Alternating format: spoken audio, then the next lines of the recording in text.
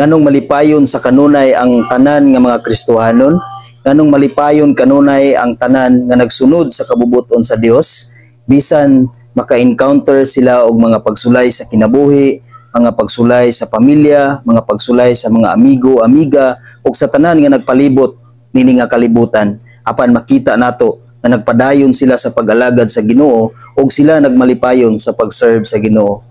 Tungod kay nagatuo ang tanan nga Kristohanon nga wala gayoy lain nga manlalaban, mao lang gayud ang Dios. Ang Dios sa kanunay naglaban sa mga tanan nga motuo sa tanan nga nag-alagad diha sa Ginoo. Salmo 84 bersikulo 11. Ang Ginoo mao ang among manlalaban og mahimayaong hari. Nanalangin siya kanamo uban sa kaluoy ug dungog. Dili niya ihikaw ang butang nga maayo kanila nga nagbuhat sa matarong. Mao kana ang rason igsuon nganong ang tanan nga Kristohanon dili gayud sila madala sa mga problema sa kinabuhi.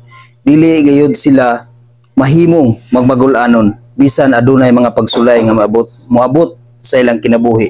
Tungod kay nagatuo sila ug nagsalig sila nga adunay Dios nga manlalaban, adunay Dios nga nagprotektar kanunay, adunay Dios nga naguban kanunay sa ilang kinabuhi. Ug nasayod kita nga ang Dios sa kanunay nanalangin sa mga tao nga matinud-anon ngadto kaniya. Ug ang Dios mohatag gayud ni ana kung kita matinud-anon ngadto kaniya.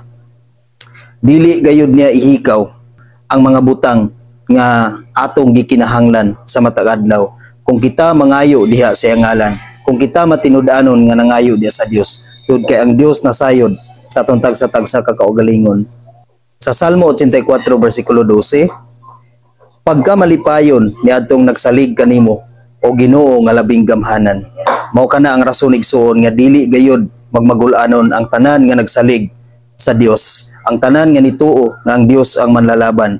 Sa kanunay magmalipayon, sa kanunay magpasalamat, sa kanunay nag-alagad o nag-awit, nagpasidungog diha sa Dios. Tungod kay nasayod sila sa kanunay nga dili gayud sila talikdan sa Dios. Ang Dios matinud-anon gayud nga mulaban. Ang Dios matinud-anon gayud nga mubarog nga manlalaban og manluluwas sa mga tao nga matinud-anon og matarong nga nagtuo og nag-alagad diha sa Ginoo. Mao sa kanunay igsoon atong gamiton ang atong kaugalingon diha sa pagpasidungog sa Ginoo. Tungod kay wala gayud kitay lain nga manlalaban niini nga kalibutan kundi ang Dios lamang igsuon. Siya ang tinuod nga mohatag kanato og kalipay. Siya ang tinuod nga manluluwas kanato ug wala nay lain pa. Amen. God bless sa tanan.